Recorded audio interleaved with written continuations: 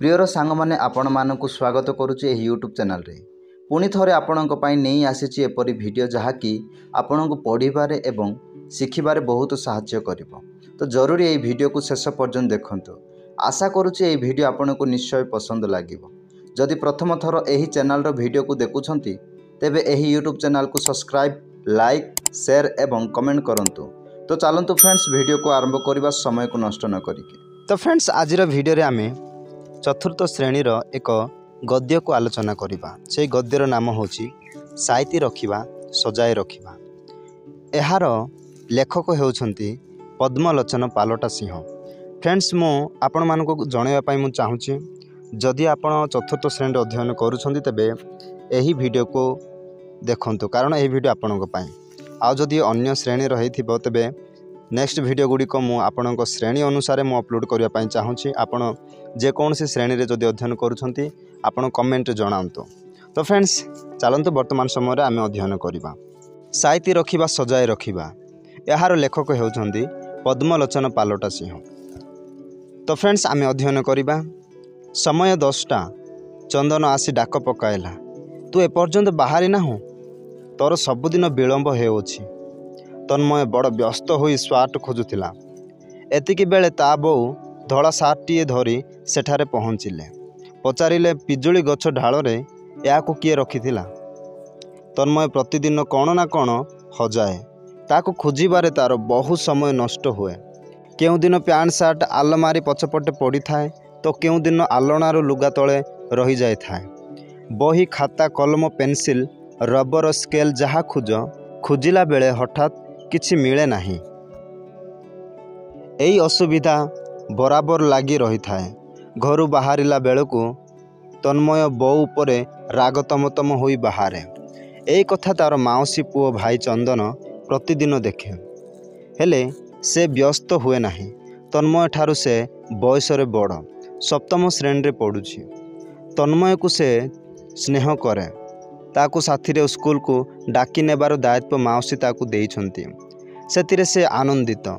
घरु बाहरी पड़िले दुहे खुशी मनरे गप करी करी स्कूल को जाआंती। से दिन स्कूल जिबा बाटरे चंदन कहिला, तन्मय तू तो जिनस तक साइती करी रखु नाहु काहीकि? जिनस सजाए रखिले खोजिबा को पड़े नाही। तन्मय कहिला, मु कौन सजाड़ी करी रखु नाही कि? आम चिन्हु परा, सबु घांटी पकाउछि। चंदन ताकू बुझाइला, जो माने निज काम निजे करंती नाही से माने सबु बेले अन्य को दोष दियंती। आम श्रेणी शिक्षक दिने श्रेणी रे आमको कहिले जिनिस साइदी रखिबा गोटिए कठिन काम नुहे, यह गोटिए भारी भल गुण। प्रतिदिन एथिप्रति सामान्य ध्यान देले यह अभ्यास रे पड़ी जाए।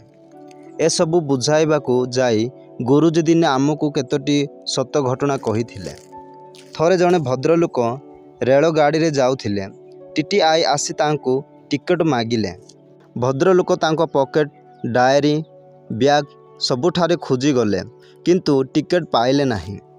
से टिकट करिछंती बोली जेते कहिले मध्य टीटीआई विश्वास करिबाकू नाराज।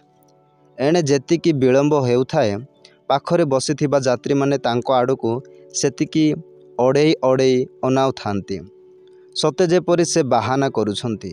तांको अपराधी भली लागिला एवं बड़ बाधिला। से बाध्य होई आउ थरे टिकेट कले। ता सांग को जोरीमाना मध्य देले। से गाड़ी रू उल्लाई घर को आसिला बेले बाटरे ब्याग भितरू टिकेट खंडी को पाइले। ब्याग भितरे गोटिए पॉकेट थिला। सेतिरे टिकेट टिकू रखु रखु तांको अजणारे हाथ खंडिए भांग भितरे रही जाइथिला। सामान्य अजत्नरु तांको अपमान ओ धनहीन उभय सहिबाकू पड़िला। जो जिनिसटी जो जगार रहिबा कथा ताकू ठीक से जगार रखिले घरटी सफा सुतुरा रहे, स्थानटी सुंदर दिसे। एभली केतेक जिनिस अछि जो गुड़िक जत्नर सहित साइती रखिले भविष्यत रे से गुड़िक मूल्यवान संग्रह रूपे विवेचित होइथाए। डाक टिकेट, पुराणा मुद्रा, शंख ओ कौड़ी भली सामुद्रिक पदार्थ, पक्षी मानकर पर, विभिन्न प्रकार दुर्लभ पत्थर संग्रह कले। सेथिरु अनेक कथा जानी हुए। गुरुजी कहूथिले आम राज्यर भुवनेश्वर रे गोटे म्यूजियम बा संग्रहालय अछि। सेठारे बहु प्रकार जिनिष संग्रह करी साइथि रखा जाउछि। प्रतिदिन सेठाकू बहु लोक बुली देखिबाकू जाउछन्ति। मु परा केते जातिर जिनिष संग्रह करी आम घरे गोटे छोट संग्रहालय तैयारी करिछि। ए कथा शुणी तन्मय से सबू देखिबाकू आग्रह प्रकाश कला। जेतेबेले इच्छा आम घर को गले सबू जिनिष देखाई देबी बोली चंदन आनंदरे कहिला। से दिन संध्यारे तन्मय सबू कथा ता बोऊ को जणाइला। ता परदिन छुट्टी थिला। तन्मय चंदन घर को बोऊ को साथी रे गला। गोटे पिला पाठ पढ़िबा संगे संगे एते जिनिष संग्रह करि पारिछि एवं एते सुंदर भावरे सजाए रखिछि देखि से माने खुशी होई गले। चंदन नाना प्रकारर पत्थर, पशु पक्षींकर चित्र, पक्षींकर पर, डाक टिकेट, मुद्रा इत्यादि संग्रह करिथिला। से पत्र पत्रिकारु केते लेखा काटी करी रखिछन्ति। तार गोटे फोटो आल्बम मध्य अछि। विभिन्न चित्र, जिनिष एवं परिष्कार परिच्छन्न साजसज्जा देखि तन्मय को भारी भल लागिला। से सेठारे अनेक प्रकारर कंढेई भी देखिला। से पुणी देखिला चंदनर प्यांट सार्ट सुंदर भावरे सजड़ा होई रहिछि। तार सबु बही नुआ परी चिकचिक करुछि।